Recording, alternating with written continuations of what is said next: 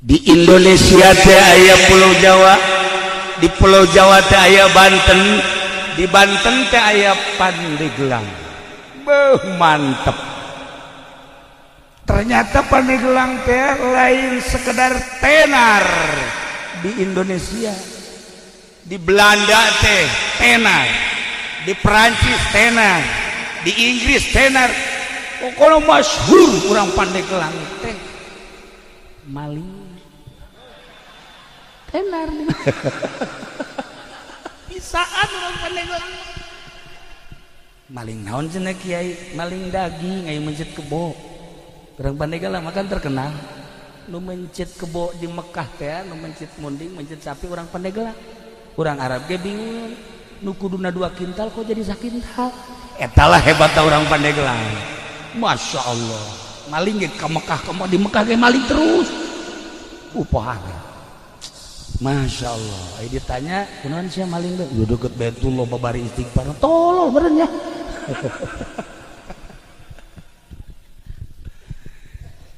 Pandeglang teh, ieu urang keur cicing di Pandeglang. Terek ngaji sim kuring mah rek nyaritakeun asal usul Pandeglang. Di Pandeglang teh aya hiji jelema sakti mantraguna. Weh, moal aya tanding. Ngaranna Ki Buyut Papak. Ki Buyut Papak teh moal aya tanding lamun gelut. Moal aya tanding lamun ngamasalahkeun masalah kiai. Kakiaian aya di manehanana, kajawaraan aya di manehanana. Ki Buyut Papak teh boga kaistimewaanana mun dibeulem teu teurah. Heh, urang Pandeglang mana mantap Ki Jamal ulah sambarangan eta. Oke, beres acara urang beulem coba. Moal teurah lah. Moal pati-pati atunya nanti. Ya Allah, nah Ki Buyut Papak teh seorang manusia, orang Pandeglang saktina luar biasa. Kabelah dia eueuh tanding, masalah eueuh tanding, gelut eueuh tanding segala rupa, boga kamonesan, nyana leuleukeunna, nyieun geulang. Tapi nyieun geulangna lain cara zaman kiwari. Belum sanggeus tadi belum diketrokanana make leungeun. Yehe, urang Pandeglang mah tulas sambarang. Make leungeun di luhur batu. Eta sanggeus tadi belum ditakolan dibentukeun geulang. Dibentukeun geulang. Sanggeus tadi pek-prekan. Ternyata ieu teh horenganan kudu dikacaikeun. Batu nu eta kumanehanana disimpenna di hiji tempat ngaran tempatna eta di Kabayan Cikole. Ayalah kuari disebut batu ngamprak. Neangan tempat jang nguluikeun lalakon. Aya di Cikolakeun, Cikole di naon kitu ngaranna Kabayan keneh, ngan Kabayan Citaman. Aya cai di dinya mah. Dibeulem, dibentukeun make leungeun dipek-pekan, teu kuateun batuna, maka disebut batu beulah. Kula mah asal ngadengin nu beulah muringkak bulu. Heuh maksudna. Bisa mah dehem. Mana bae sia mah kolot-kolot. Tah, kuari teh aya batu beulah di Citaman, Kabayan Citaman. Masya Allah, di dinyala dibentukeun rapih, jadilah gelang. Maka nyieuna disebut mande gelangna gelang. Zaman harita langsung anjeunna lapor ka Syekh Maulana Hasanuddin diiring ku 5 jelema. Syekh Maulana Hasanuddin almarhum al-maghfurlah Kudisa sirruh, ya Allah ya Rabbi, kaget seorang Pandeglang kampung anu luar biasa, bahkan lain sekedar kampung leuweung meleg-meleg, bisa jijieuna nu sakieu hebatna diterima dengan dua belah tangan ku Syekh Maulana Hasanuddin. Sageus teh diterima teh meunang balik deui, eta buyut papak teh diangkat jadi penasehat keraton. Jadi boga sejarah lain lalagaan, maka Pandeglang teh disebutna Panegelang. Lantaran zaman harita mah masih kena aya Belanda dilempengkeun Pandeglang. Sebab baheula Belanda mah loba pandendes, pande. Dan lain-lain sebagainya. Nah, iyalah asal usul Pandeglang. Cek sakaol mah lain kitu. Syekh Hidayatullah teh nyerang Banten, babat Banten nu dititik beratkeun ka Syekh Maulana Hasanuddin pada tahun 1525. Berhasil Banten teh dikuasai ku Syekh Hidayatullah tahun 1570. Maka Syekh Hidayatullah teh nitipkeun Banten sebab geus selesai. Kaselesaiana saur Syekh Hidayatullah, alhamdulillah Banten geus jadi milik urang. Terus sampeikeun ka Lampung. Belah dituna Brebes, Tegal.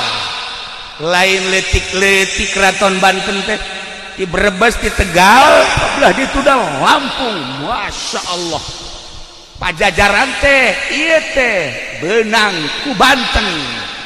Maka cek Syekh Hidayatullah ieu ngaranna Peniglang.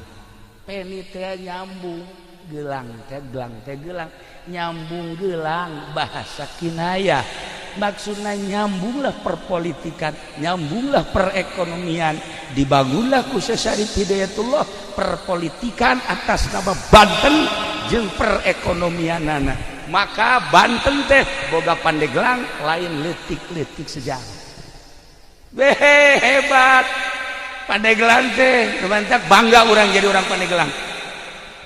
Boga sejarah dibaca lain sekedar ku orang Serang, lain sekedar ku orang Banten, dibaca di Belanda, dibaca di Jerman, dibaca di Perancis, dibaca di Inggris.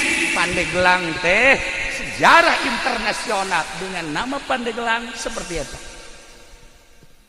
Wah, Pandeglang. Tapi cekaruhun mah lain kitu Pandeglang teh. Pandeglang teh sawareh mah nyebutkeun ieu teh ya maksudna dedeleuan anu jelas, bahasa dedeleuan anu jelas teh negla. Di Pandeglang teh aya hiji lembur ngaranna eta Sanghyang Herang. Sanghyang Herang kudu ka amat tah menyebutkeunana. Nanya na bangsa kemodal kos kitu moal nyaho cenah tuh. Di mana lembur Sanghyang Herang teh? Di dinya teh aya batu. Daerahna rada pasir. Di mana? Herang. Sanghyang Herang. Itu nyaho jepes ya. Itu sejarah sih bakal ditembak orang Prancis ya. Di mana? Ya, Sanghyang Herang. Di dinya teh rada pasir. Didinya aya batu gede, batu teh diesian ku 4 jelema, juruna teh lamun urang kadinya negla katempo ke arah utara, ke arah barat, ke arah selatan, timur, maka disebutna negla. Siapa lamun hayang negla dedeleuan tah ka Sanghyang Herang. Luar biasa. Maka kolot nyebutna tuh di Paneglaan. Mun hayang ngeuleuh ka mana-mana tuh Paneglaan. Nah eta teh bahasa karuhun. Sanghyang Herangna bahasa karuhun, peninggalan karuhun. Haju bahasana ge tuh Paneglaan cek karuhun. Geus Paneglaan teh dilempengkeun jadi Pandeglang. Tilu sia mangajina. Masya Allah nyoret kan bener tuh. Tuh kan, iyalah Pandeglang, Masya Allah. Iya sejarah lain sekadar dibaca di Indonesia, tapi dunia, Masya Allah, masih kayaknya ya riwayat-riwayat tentang wajah tasmiyah Pandeglang. Cuman nu dua deui dianggap dhaif, nu tilu eta mah mu'tamad. Ente coba ke perpustakaan Belanda bakal aya mun kukura dibacakeun bahasa Belandana ente kaget. Aya bahasa Inggrisnya pasti kaget. Moal lah jaing bahasa Inggris teh nu nyaho mah ngan I love you doang. Iyalah Pandeglang. Eta sakadar wajah tasmiyah istimewa.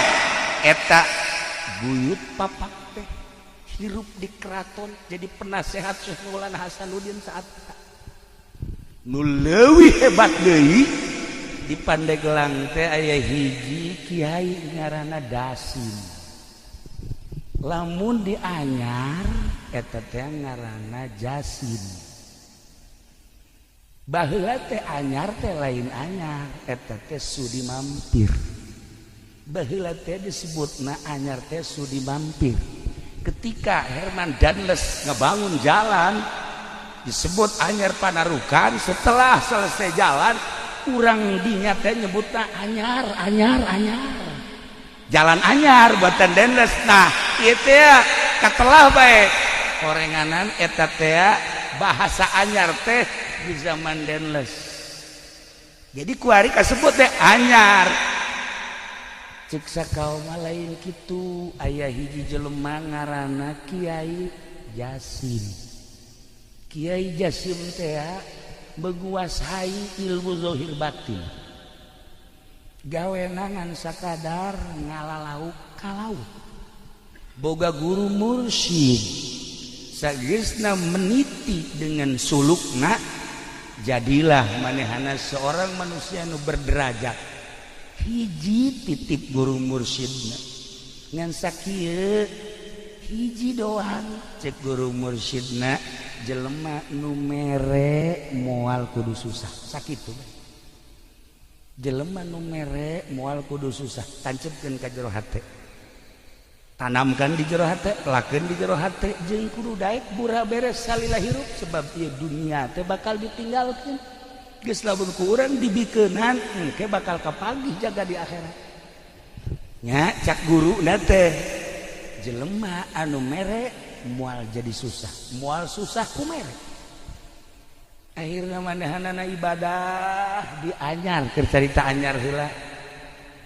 Ibadahna nya nama lain sekedar di darat. Di mana-mana beres ngaji ka laut. Di laut jangkar dikahandapkeun, mancing ongkoh, ngajaring ongkoh, tapi salat ge di luhur parahu terus bae. Jasim luar biasa. Lamun urang nyaritakeun salat di parahu aya nu masantren macara urang kieu teu kaget. Aya modal ieu. Endek ku baca salat di parahu ayo. Ya di darat ge carang. Ngomong di parahu. Ya, nah iya di parahu ge salat bae. Ya Allah ya Rabbi. Mancing dengan sakadar zahirna we hungkul, mancing rek meunang rek henteu ngan lamun bener-bener teu meunang di akhirnya ngadoa, ya Allah ya Rabbi, ulah datang ka abdi poos ieu balik teh hiji dua mah bere ya abdi. Jasana jang abdi jang fakir miskin. Lauk nonjol sorangan. Mancing merek menang rek henteu sebabnya nana salat di luhur parahu, tapi rek balik lauk nu mana bae hayang diala, hayang dibawa, sebab lauk eta kan boga aambeula. Saha ieu nu mancing, saha ieu nu di luhur parahu, pasti ieu aing teh digunakeun mangpaat, disodakohkeun, didahar ku balerea, haju dipake ibadah, lauk ge hayangin. Kula kamari mancing jadi iya ya beneran nih alal hak mancing, Masya Allah barang mancing mulang gede sagesa menang suraknya ragak deui lauk emas anu kira-kira 5 kilo teh ragag deui nya kieu bae nanya ka kaula kieu kok ragag deui atuh lauk teh boga aambean tolol atuh nyahoun nya nage aduh teu sambarangan lauk teh waliullah mah lamun mancing lauk rabang solihin lamun ka laut lauk teh hayang dibawa si ieu mah lauk nu geus aya ge gocok indit ya Allah ya Rabbi kunaas-naas teh ngirup ngaji sholawat atuh maca sholawat tah ieu karena Jasim satu ketika di Jasim asal maghrib memeh maghrib keluar dina laut maksudna geussan mancingna sebabnya jadi imam maghrib satu ketika ieu aya angin henteu bisa mendarat di laut bae Masya Allah Gusti abdi teh imam di masjid teh di darat teh lamun eueuh abdi meureun jelema teh paburia ya Allah ya Rabb sementara angin terus bae niup teu bisa mendarat terserah Gusti abdi mah sebab abdi mah ieu teh diparentah ku Gusti ka modelanana Ki Jasim di masjid ngimaman aya di laut aya deuh urang bisa kitu nyandung urang geus ya pokona mah moal kanyahoan ku nu kolot di nu kolot aya di nu gora terus beuh Haji Agus teh kula menta jampena kae heula Gus tenang heula nu kos kitu mau malah diturunkeun tuh ya ieu Jasim luar biasa Jasim Masya Allah. Nah satu ketika anjeunna ngadenge di darat teh budak leutik ceurik aya tiluna nu ceurik teh ditanya emakna bi ieu kunaon budak careurik hampura Pak Jasim kunaon ti kamari budak ieu lapar sandahan Masya Allah atuh lain bebeja cek manehanna lauk anu meunang di laut langsung dibikeun kabeh kena di dahar bahkan manehanana manitip di besi aya jelema-jelema nu kalaparan anu hese dahar bebeja ka kaula insyaallah kukula dibantu percis ku siapa eta mah kitu mun aya anu ceurik bebeja ka kula asal nu ceurikna umur 17 tahun cewek deui baru bengkol baju mah heran aing mah kaila Jasim akhirnya Ki Jasim teh terkenal di daerah anyar teh baheula mah sudi mampir keneh ditaluturkeun ku urang dinya boga elmuna naon sih Pak Jasim Kiai Jasim hiji bae ti guru nu mere moal miskin moal susah ku sebab mere eta bae ti guru kula dipraktekeun ku urang dinya boga saeutik bikeun Masya Allah muyah-mayah berkah asal yakin modalnya yakin ieu kan hese ge yakin oh lamun nyaritakeun keyakinan hesena lain lalaga datang ka segede kieu urang can boga keyakinan keneh bae sebab lamun hudang peuting culak cileuk bae beusi ayam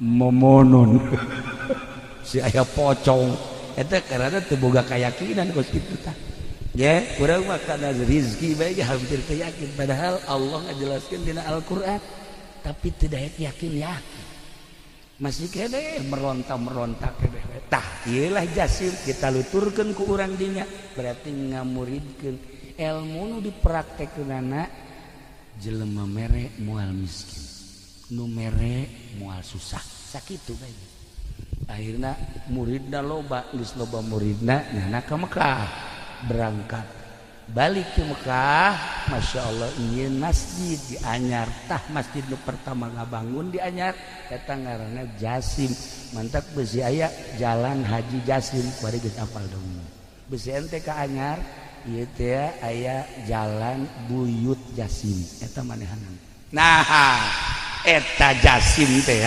lantaran ngabangun masjid urang dinya nyebutna Anyar masjid Anyar nu tadina ngaranna sudi mampir kuari ngaranna Anyar hiji sababna jalan menang denles nomor kedua sababna menang Abuya Jasim nu indah deui Dasim. Dasim mah di Pandeglang. Kehebatan Dasim ibadahna nya nama di leuweung bae. Naik ke tangkal kayu salat di luhur tangkal kayu. Wih, hebat jasa. Ngadengena mah urang ngeunaheun. Si ieu ge sok naik ke tangkal buah batur deh. Beak kabeh. Naik tangkal kalapa beak, buah-buah beak. Antak sih mah kos kitu beungeut. Kucem kadeulna. Ieu Dasim. Istimewa ibadahna zahiran wa batinan.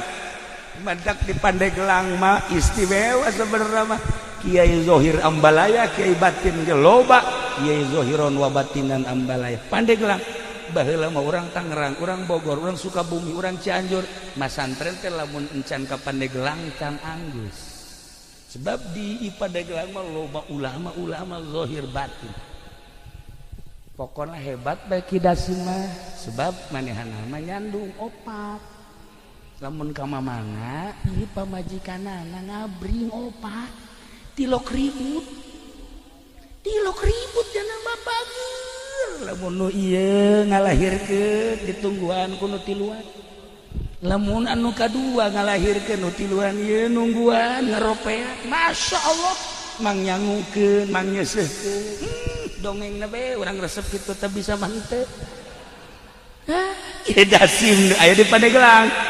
Aya hiji jawara urang Tangerang nyabaklah ka Kiai Prawira almarhum almaghfurlah kasekong bebeja mal dibejakeun ngaranna sebab eta anak incuna loba keneh ayeuna bebeja mama abdi malah embung elmuna naon hayang ilmu naon tuh hayang ilmu bisa nyandung ulah sia nyandung mah engke eungap ieu dunia nu sakieu legana bakal karasa eungap nyawa kolong leuit eungap nyandung leuwih eungap tibatan cicing di kolong leuit sempit sia karasana. Imah na ngabangun urang tapi urang agag-agagan di kadinya, imah nang urang mobil nang urang tapi ketika urang dek balik aya eueuhnya tah leuwih serem tibatan sepak eta lamun nu kolot nu ngora mah biasa bae sih indah bae. Maung leuwih tibatan maung nu kolot lamun geus manyun bae ge waduh sareudah komo lamun jejebris waduh jantung murang. Cak Mama Prawira ulah lah jamun bisa mah ulah teh kula mah ya hayang nyandung menta jampena dibere kieu jampena nya ye dengekeun ku kabehan.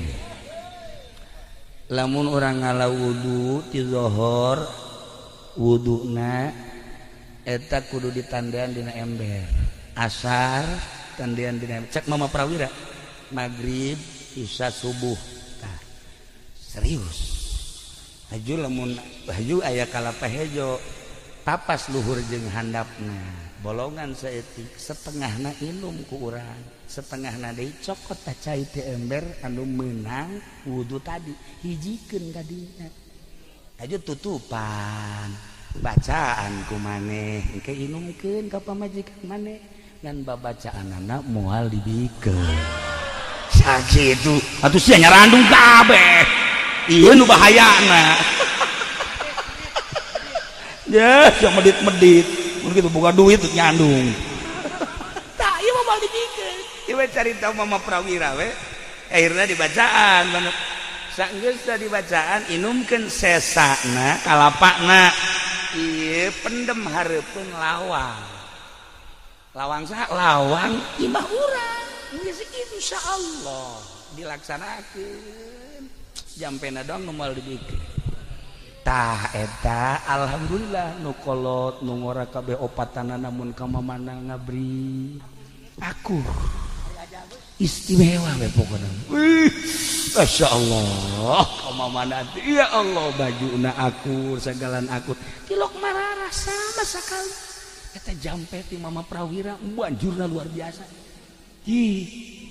Nah eta ngara barang ditanyakeun mama eta Siti saha jampe ti Mama Dasim baheula di Pandeglang teh aya ngaran Kidasim Kiai Zohiron wa batinan ibadahna lain dihandap di luhur tangkal kayu ge salat bae. Iyalah Dasim jadi boga sejarah lamun di Anyar ngaranna Jasim, lamun di Pandeglang ngaranna Kidasim kiai kabeh. Badak lamun urang nyaritakeun seputar Banten kabeh ge boga sejarah. Baros seorang nama manusia intelek ngaranna DJ Baros anu ngasahkeun keratonan Banten. Setelah babat Banten teh anu ngasahkeun anak DJ Baros. Baros teh ngaran jelema. Ya, aat badinya dagang can nyahonan naon. Baros. Tuh kan istimewa. Nah iyalah seputar ngaran-ngaranna lamun ku urang ditataan kabeh ge aya wajah tasnya. Labuan, Anyar, Caringin, terus Karangbolong, eta teh aya titi mangsana nu mantak di ngaranan eta teh. Pandeglang, Serang, termasuk Banten mah geus kacelun ka aun-aun ka koncara ka mana-mana ka beja ka unggal negara. Harapal kabeh tentang Banten mah. Nah, ieu Pandeglang teh heula. Ieu teh julukanana nu asli nama Kota Wali. Baheula sempet di zaman Belanda teh disebutna Kota Wali teh. Kabelah dieuna diganti Kota Santri. Kabelah dieuna diganti Serabi Mekah zaman Pak Harto. Kabelah dieuna kuari. Masya Allah, segala rupa aya di Pandeglang. Segala rupa aya di Pandeglang geus pokona mah hese nyaritakeunana. Begal urang Pandeglang. Pamalihan urang Pandeglang, tukang nyandung teu bener urang Pandeglang. Segala rupa orang Pandeglang bae geus anu katangkep di Mekah teh mukimin orang Pandeglang. Pohara. Tapi ulana leuh kituna sejarah kiai-kiai jebolan Pandeglang. Masya Allah. Mantak urang bangga di Pandeglang. Aya Ki Bustomi, aya Abuya Cidahu, kuari senyit. Ki Mupasir, Mama Ujang di dieu. Deuk ka mana di neangan ilmu teu kudu jauh-jauh. Beakeun ta ilmu Mama Ujang. Ujianana moal beak datang ka Irah gitu. Tuh Mama kitu ngan Ki Mupasir ente mun hayang zuhud ka ditu. Kalau urang ka ditu belajar ka ditu ulah dahar, ulah nginumna saeutik bae. Si sapoe kuat, dua poe, tilu poe geus kieu bae tah. Iya, mabok zuhud cenah. Ya Allah ya Rabbi. Udah gua tinggal bangga na bae ngadenge.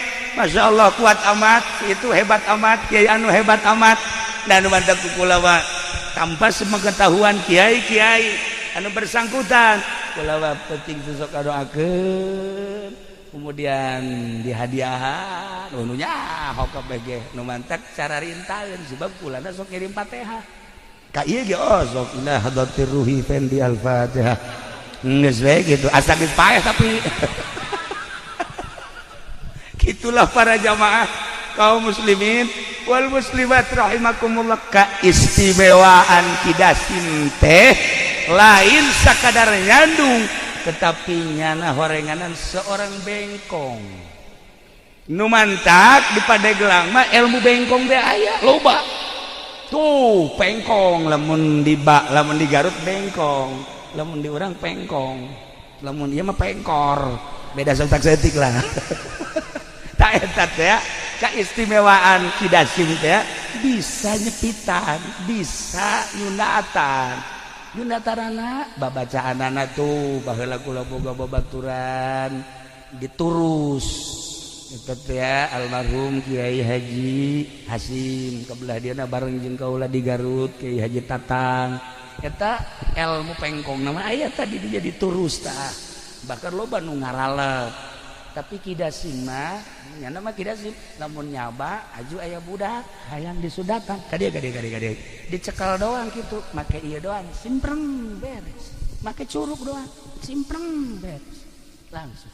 Hebat tak Kidasim dakwah teh lain sakadar ngaji lain sakadar ilmu batin kajandung nyandung punyana didakwahkeun encan sampurna lalaki lamun can nyandung sakitu kapan gitu kan asal bisa jampena lamun teu bisa jampena ya ulah daripada haji orang agak-agagan balik ke mana ya aing balik ke mana ya aing imah nangieun nyana isare di Sisamling tempat eta teh beres dah tah ieu kita simda pandai nyundatan haji nyundatanana mun keur teu mawa alat cukup make curug becet ya Allah ya Rabb pernah sih ge nyundatan di talian gini manya nyundatan di talian beres nyundatan bentak teu bentak-bentak kieu salah nyundatan tawa ke Sunan Rohmat teh belajar nyundatan di Kiai Ali Murtado balik ka dieu langsung dipraktekkeun ku manehanana pohoan nya teu bebeja sakumaha simpreng mah beak kabeh atuh pararae jelema berangkat deui nya ka Mekah ka ditu bebeja ka guruna mama kunaon dia kukula mah disundatan pararae kabeh jelema emang sakumaha nyundatan atuh beak kabeh ya atuh manajang pamajikanana sesakeun saeutik atuh tah dipraktekeun tah ieu Sunan Rohmat Godog etalah anu pertama meraktekeun nyundatan yakni bengkong hasil daripada belajar ti Kiai Ali Murtado Mekah. Nah dia dilanjutkan ku Kidasim. Jadi Kidasim teh boga sejarah hiji ibadahna lain bae di masjid lain di musola di luhur tangkal kayu ge terus bae ibadah. Nomor kedua pamajikanana opat tilok ribut. Nomor katiluna bisa nyundatanana tilok ceurik budak teh jeung tilok getihan cukup simpreng beres ya Allah mun ditolaalan teh ka karake tolak budak geus beres budak karake tolak beres kehebatan Kidasim ya Allah ya Rabbi luar biasa pandai gelang teh boga sejarah istimewa lamun urang nyaritakeun ahli batin di Pandeglang almarhum Abah kula sok dongeng ketika masantren di Prakiwai Kiprewira sok milu sekong sok milu jamiahan Kaki Abdul Halim sok tukang mawa kitabna kitab Mama Sekong eta teh nu diajina mah Jamul Jawame beja cak Abah teh kos kitu jadi berarti lain sambarangan tah Ki Abdul Halim emang kumaha Ki Abdul Halim mah teu kukumaha ngan sakadar hebat namanehanana pernah satu ketika nyana lempang di jalan kereta